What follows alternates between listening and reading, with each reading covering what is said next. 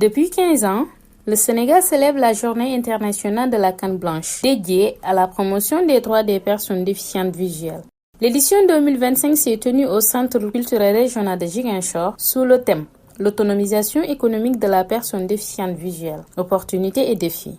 La cérémonie a réuni plusieurs autorités, dont le gouverneur de Ziguinchor, le directeur régional de l'action sociale et des délégations des personnes déficientes visuelles venues des différentes localités du pays. Le choix aussi qui est fait sur Ziguinchor, qui est quand même un carrefour.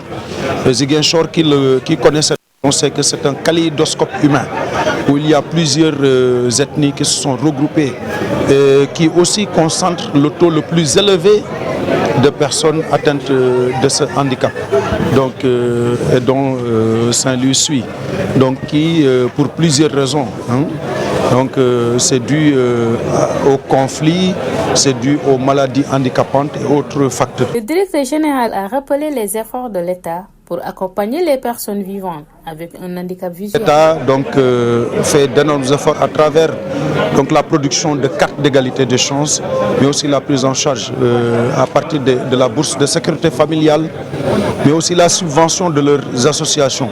Je l'ai dit tantôt, donc l'État a subventionné 10 associations de personnes aveugles et malvoyantes à hauteur de 300 000 francs par association, soit un coût total de 3 millions. Donc beaucoup plus d'efforts. Maintenant, peut-être ce qu'on peut dire, c'est que pour la loi d'orientation sociale, il y a donc 12 décrets arrêtés qui restent à être signés pour que cette loi puisse servir mieux donc, aux personnes aux groupes vulnérables, notamment les personnes handicapées, malvoyantes et aveugles. Dire dans la même logique que l'État investit beaucoup. Et c'est ça que nous appelons un investissement social. Beaucoup pour ces personnes et groupes vulnérables qui sont des personnes handicapées, malvoyantes. Et de 12 millions de francs CFA qui ont été investis pour l'achat de cannes. La canne symbolise l'autonomisation. La canne symbolise tout simplement un développement social de la personne autour d'elle-même et dans sa société.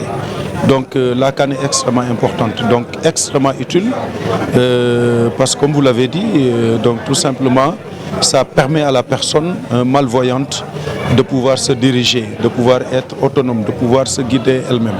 L'adjoint au gouverneur a pour sa part salué les actions entreprises pour améliorer leurs conditions de vie. A mis en place un certain nombre de mécanismes qui nous permettent effectivement de revenir sur la problématique de la gestion du handicap. Parmi ces mécanismes, il y a ce genre de cérémonie, par exemple la célébration de la journée internationale du handicap, ou même également cette cérémonie que l'on vient comme ça de présider, la cérémonie de la journée dédiée donc à la canne blanche. Ce sont des cadres qui nous permettent également de revenir sur les efforts déjà de l'État et surtout les doléances également des personnes concernées. Et fort heureusement, dans la région de Ziguinchor, nous avons également, en dehors de ces cérémonies que nous célébrons, nous avons un cadre formel, c'est-à-dire le comité régional de gestion du handicap. C'est un comité que nous avions mis en place donc, sur instruction du ministre d'alors, du ministre de la Santé et de l'Action sociale.